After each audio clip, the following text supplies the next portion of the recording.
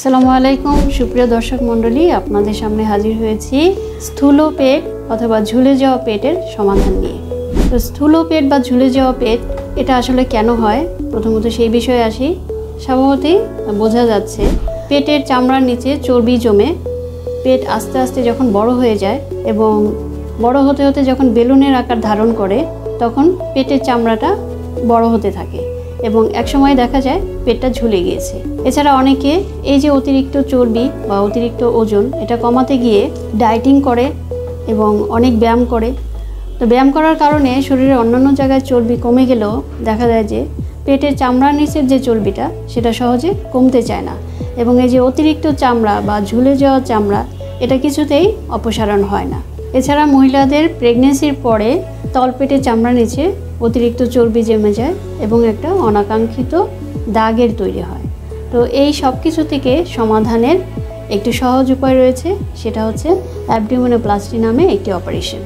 এই অপারেশনের মাধ্যমে আমরা খুব সহজেই এই জটিলতা থেকে আমাদেরকে মুক্ত করতে পারি। তার আগে আমাদেরকে কিছু শর্ত মেনে চলতে হবে। সেটা হচ্ছে যিনি এই অপারেশনটা করতে যাচ্ছে তিনি অবশ্যই সেই নির্দিষ্ট চিকিৎসকের 6 মাস অবজারভেশনে থাকবে, যাতে এর মধ্যে তার ওজন বৃদ্ধি না পায়। অর্থাৎ সে একটা নিয়মিত ডায়েটিং ফলো করছে কিনা বা সেটা মেনে চলতে পারছে কিনা, সে সেরকম মানসিক পরিস্থিতিতে আছে কিনা সেটা অবজার্ভ করার জন্য তাকে অবশ্যই 6 মাসের একটা ফলো আপে থাকতে হবে। এরপর সে একজন ডায়েটিশিয়ানের পরামর্শ মতো একটা ডায়েট ফলো করবে। এছাড়া মহিলারা যারা এই অপারেশনটি করতে চান তাদের অবশ্যই ফ্যামিলি কমপ্লিট থাকতে হবে। অর্থাৎ আরও একটা সন্তান চান এরকম কেউ এই অপারেশনে অবশ্যই যাবেন না। সন্তান সম্ভাবনা না থাকলে তখনই এই অপারেশনটা করবেন। এছাড়া আরও কিছু দৈনন্দিন বিষয় বা বদভ্যাস আমাদের থাকে, যেমন সিগারেট, অ্যালকোহল এবং অতিরিক্ত চর্বি জাতীয় খাবারের প্রতি একটা আসক্তি। এই বিষয়গুলো আমাদেরকে অবশ্যই বর্জন করতে হবে। তো দর্শক মণ্ডলী, আপনারা হয়তো কেউ কেউ মনে করতে পারেন যে ঠিক আছে থাক, স্থূল পেট আমার, তাতে অসুবিধাটা কি, আমার পেট ঝুলে গিয়েছে তাতে মানুষের কি হয়েছে। আসলে বিষয়টা পার্সন টু পার্সন ভ্যারি করে। বিষয়টা হচ্ছে যে আপনার একটা বড় পেট, পেন্ডুলাস একটা অ্যাবডোমেন, বেলুনের মতো ফুলে আছে, চামড়াটা ঝুলে আছে, এটা দেখতে খুব একটা ভালো দেখা যায় না। তো এটা একটা সৌন্দর্য হানির কারণ। আরেকটা বিষয় হচ্ছে যে এরকম একটা পেট নিয়ে দৈনন্দিন কাজকর্ম করা, সেটা অনেকে অস্বস্তি বোধ করে। এই অস্বস্তি থেকে মুক্তি পাওয়ার জন্য অনেকে এর সমাধান খুঁজতে পারে। আরেকটা বিষয় হচ্ছে এই অতিরিক্ত চর্বির কারণে পেটটা যে ঝুলে গিয়েছে, এর কারণে আমাদের মেরুদণ্ডের উপরে এই অতিরিক্ত ওজনটা একটা চাপ সৃষ্টি করে। তো এই চাপের কারণে আমাদের ব্যাক পেন হতে পারে, এমনকি মেরুদণ্ডের হাড়ের উপর চাপ পড়ে আমাদের ডিস্ক প্রোলাপস হতে পারে এবং সেটা প্যারালাইসিসের পর্যায়েও চলে যেতে পারে। তো এই বিষয়গুলো থেকে আমাদের সমাধান পাওয়া অবশ্যই দরকার এবং সমাধানের জন্য আমরা যে উপায় খুঁজে নিয়েছি সেটা হচ্ছে অ্যাবডোমিনোপ্লাস্টি অপারেশন। তো অপারেশনটা আসলে কি? অপারেশনটা হচ্ছে পেটের চামড়ার নিচে যে অতিরিক্ত চর্বি সেটা অপসারণ করার পরে যে অতিরিক্ত চামড়াটা থাকবে সেই চামড়াটা আমরা কেটে ফেলে দিব। এরপরে সুন্দর একটা জায়গায় সেটাকে সেলাই করে দিব।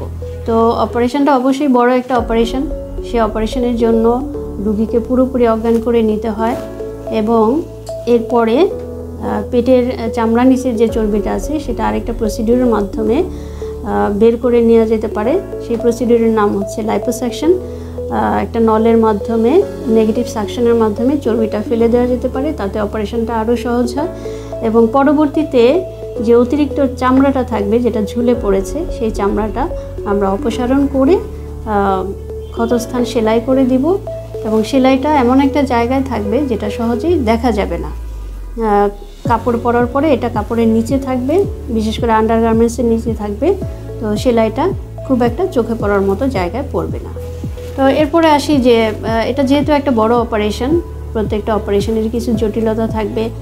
এছাড়া এই অপারেশনটি পুরোপুরি অজ্ঞান করে করতে হয়, সেহেতু অজ্ঞানজনিত কিছু জটিলতা থাকতে পারে। এছাড়া কারো যদি অন্যান্য রোগ থাকে, যেমন ডায়াবেটিস, রক্তনালীর রোগ, এসব রোগ থাকলে সেলাই অনেক সময় ইনফেকশন হতে পারে এবং যেহেতু আমরা বেশখানি চামড়া ফেলে দিচ্ছি, চামড়া ফেলে দেওয়ার কারণে সেলাই করার সময় সেলাই একটা টান পড়তে পারে, সেই টানের কারণে সেলাইয়ে অনেক সময় ফাঁক হয়ে যেতে পারে। এই জটিলতাগুলো এই অপারেশনে থাকতে পারে। তবে এই জটিলতাগুলোর সহজ সমাধানও রয়েছে। তো দর্শক মণ্ডলী, আর নিশ্চয়ই ঝুলে যাওয়া পেট বা স্থূল পেট নিয়ে দুশ্চিন্তাও নয়, এর রয়েছে একটি সহজ সমাধান, অ্যাবডোমিনোপ্লাস্টি অপারেশন। তো আপনাদের মধ্যে যাদের এই সমস্যাগুলো রয়েছে, যারা মনে করছেন যে আমার পেটটা আর একটু টাইট করা দরকার, আমার শরীরটা আর একটু শেপে আনা দরকার, তারা একজন প্লাস্টিক সার্জনের শরণাপন্ন হতে পারে। দর্শক মণ্ডলী, আজকের মতো এ পর্যন্তই। দেখা হবে পরবর্তীতে অন্য কোনো বিষয় নিয়ে।